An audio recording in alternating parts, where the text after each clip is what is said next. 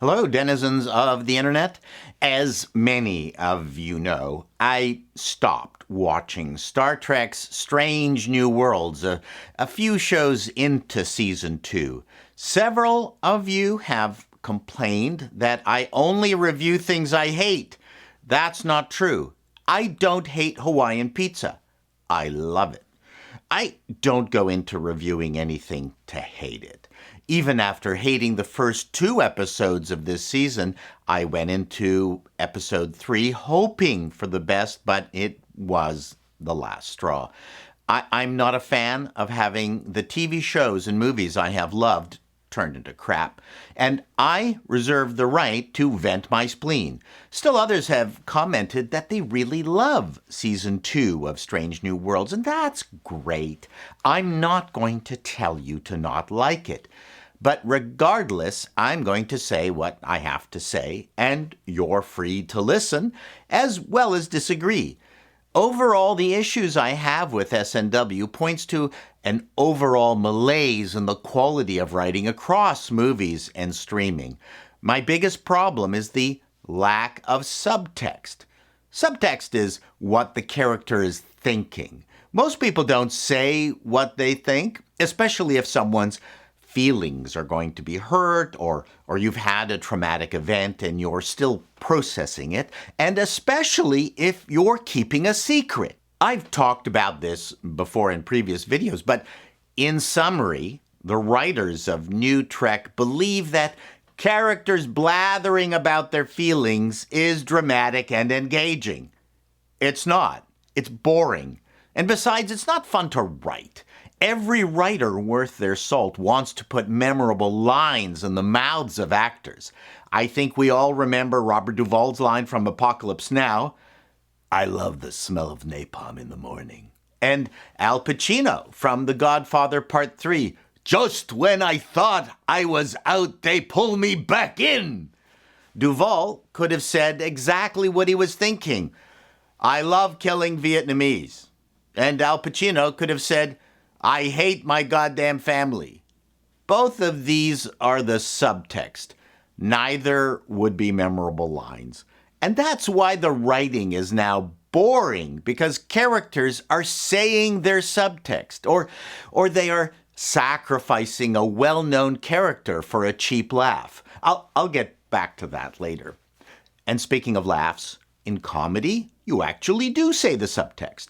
The character says exactly what they are thinking, as in Dr. Strangelove when Peter Sellers, playing President Merkin Muffley, says, "Gentlemen, you can't fight in here. This is a war room." Then you have the tour de force performance of Alan Rickman in Galaxy Quest, where his Alexander Dane would use, "By Grabthar's hammer, by the sons of Warvin, you shall be avenged," at the beginning of the movie, to express his hatred for the character and the fans who swarmed him. It's hilarious. But then the alien he befriended later in the movie, when he dies in his arms, "By Grabthar's hammer, by the sons of Warvan, you shall be avenged," becomes a cry of loss and revenge. I always tear up when I see that. Here is my simple subtext example. A woman finds out her husband is cheating on her and is seething. Her husband arrives home unawares and cheerfully says, "Hey, where's dinner?" His wife responds with, "Get it yourself." These days, you'd more than likely hear the woman blurt out, "I just got a text from Maureen and she told me you have been cheating on me." In the first example, I've managed to squeeze in several key things. One, the husband casually demanding dinner conveys he's an asshole. It's also clear that he's incapable of picking up on his wife's body language when he enters because he's preoccupied with his own wants. Her response is not just about her anger at the reveal, but a wave of years of pent-up frustration. Letting the audience connect the dots is way more fun for everyone. Most characters defend their ego to the death. I mean, metaphorically speaking. They will lie, deflect, admit partial elements just to avoid further interrogation and embarrassment. That's what makes a character interesting. Think of them as an onion, lots of layers to peel off. When I watch New Trek, it's like I'm watching someone read an instruction manual. Oh no, the thing is broken. We're going to have to go fix it. Okay, let's go everyone, but first let me cook some food for you in my spacious cabin. In Picard Season 3, there was lots of times characters refused to open up until such time as it was important to do so. I'm not saying Strange New Worlds does not have characters keeping secrets, but it's just not resulting in memorable scenes. SNW is more like Friends in Space, and especially after the Spock eating bacon episode. People loved it, apparently. It was funny. So why did it piss me off? It wasn't because they made fun of Spock or continue to turn him into Shaggy from Scooby-Doo. Strange New Worlds is not Star Trek. What pissed me off was the only way the writers could pull off this stunt was to shit on Spock's half a decade of discontiguous character development. We will punish the character with our inane jokes by playing counter to his Vulcan nature. A cheap juxtaposition gambit to get the big laughs. Juxtaposition jokes are the easiest to write.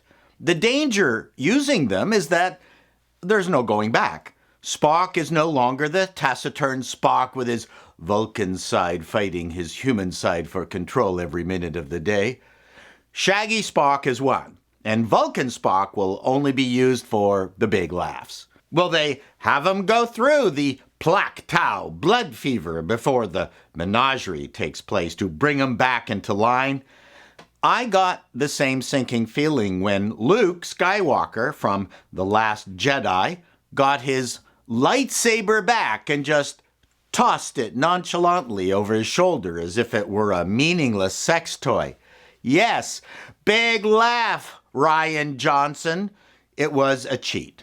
It works if you can call the audience's gasps working because of our collected investment in Luke. Johnson wanted to subvert expectations, which translates into, I'm the writer and I'm more important than this movie, this franchise, and your investment and loyalty to the franchise. And similarly, this is what is wrong for me with Strange New Worlds. Most of their laughs come by way of stunting. The thing is, any of you who are familiar with the original series, there were plenty of laughs delivered at Spock's expense by Kirk in his jocular way, Bones in his sardonic way, and in unexpected ways from Spock himself, while never breaking or diminishing the character. And they were warm laughs, loving laughs that also built the camaraderie of our favorite triumvirate. That's what good writers do. They find a way to work within the rules and still surprise us.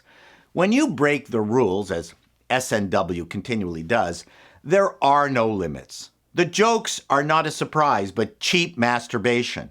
And it always seems to be Spock or Pike that gets the brunt of it. There was some warm joking in Season 1, but this year it seems more like harassment. Go ahead, make your non-Trek. I don't care. Keep deconstructing because you can't make anything original anyway. Till next time, denizens, be seeing you.